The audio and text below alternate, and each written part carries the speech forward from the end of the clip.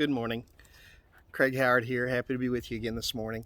I, I've traveled to a lot of leadership conferences and been involved in a lot of leadership teams, and a lot of the things that I'm involved in as a leader. Um, I was reading about. I've got a young boy in my church who's a Tennessee Titans fan. And so when I saw an article about the Tennessee Titans, my thoughts were just kind of drawn to it. And it was talking about the leaders in the locker room on the Tennessee Titans team.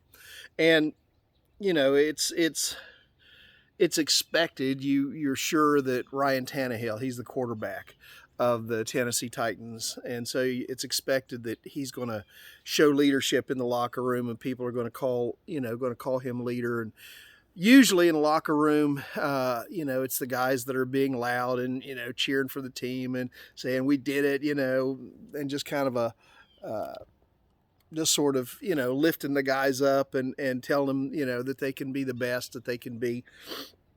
But they were talking about how linebacker Jason Brown, who's a very quiet person, how he is oftentimes a leader on the team, and most of the people don't even realize that he's being a leader. But the linebacker coach said, there's no question that people just automatically defer to him.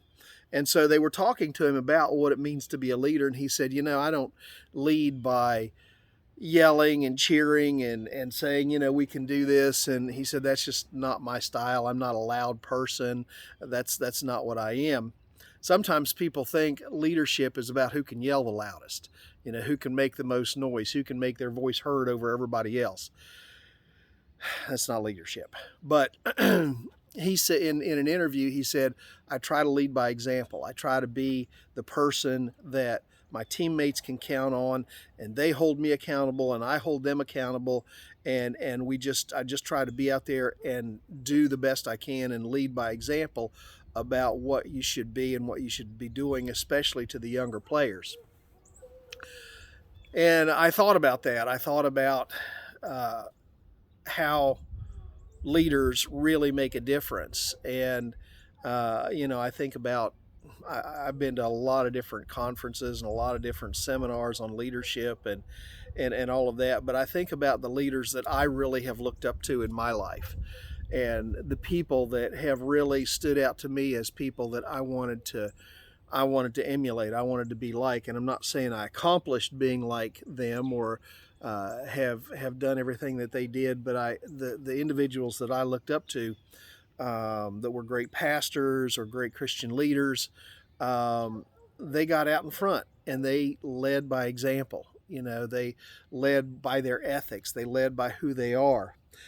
Paul was trying to do the same thing. If you look over in 2 Thessalonians chapter 3, verse 9, he was talking about how he didn't require help and all of this. And he said, but we did this not because we do not have the right to such help, but in order to offer ourselves as a model for you to imitate. And, in other place in Scripture, Paul said, do as I have done.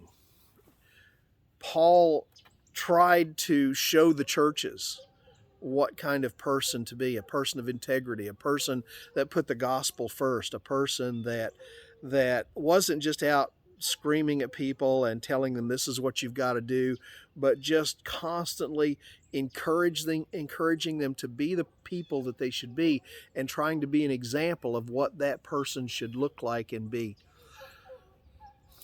Every one of us are called to lead. We may not realize it, but we lead in some way. We lead within our families. We lead within our churches. We lead within our communities. We lead within our civic groups. We lead. There are places where people are looking to us to see what is it this person is doing. And it may not even be the kind of leadership you often think of as leadership. It may be something completely different, but it's the example that you set. It's the bar that you set. Do people come up to that standard? Maybe it's just the kind of hard worker you are, or the ethics that you live your life by, or the dedication to God that you show in your life, your faithfulness to church, your faithfulness to serving Christ. All of these things are looked at by people in your family and in your community, and it's a way that you lead. You lead by the life that you live. Don't think nobody's watching. Don't think nobody cares. Don't think that nobody notices. People will notice. People will care. People will see it, either for the good or for the ill. You know, I know men who they have no problem with their wives taking their kids to church, but when it comes to